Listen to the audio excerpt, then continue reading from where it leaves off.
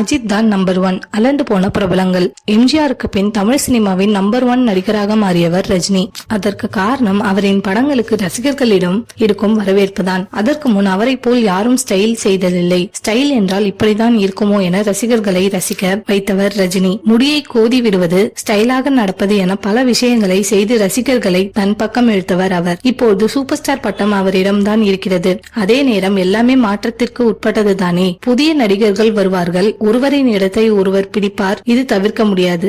ரஜினிக்கு டஃப் கொடுக்கும் நடிகர்களாக விஜயும் அஜித்தும் மாறிவிட்டார்கள் என்பதுதான் உண்மை. ஒரே நேரத்தில் வெளியாகி ரஜினியின் பேட்டை படத்தை விட அஜித்தின் விஸ்வாசம் படம் அதிக வசூல் செய்தது. இது ரஜினிக்கு ஆச்சரியத்தை கொடுத்து விஸ்வாசம் படத்தை போய் பார்த்தார். அதன் பின்னரே அப்பட இயக்குனர் சிவாவின் இயக்கத்தில் அண்ணாத்த படத்தில் நடித்தார். அதே போல் சில ரஜினி படங்களை விட விஜய் அஜித் படங்கள் அதிக வசூலையும் பெற்றிருக்கிறது.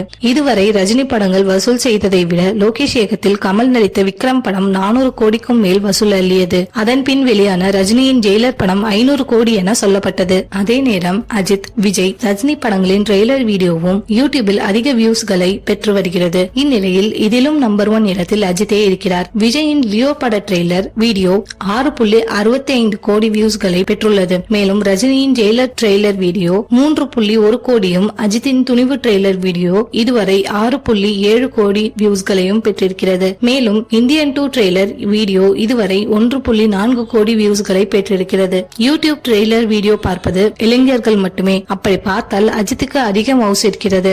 அடுத்து விஜயும், அவருக்கு பின் ரஜினியும், அவருக்கு பின் கமலும் இருப்பது இதன் மூலம் நிறுவனமாகி இருக்கிறது.